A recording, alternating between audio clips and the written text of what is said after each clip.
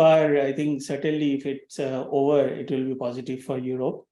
And if it gets escalated further, it will be negative. And base case is that it will continue for some time. Unlikely that immediately there will be an exit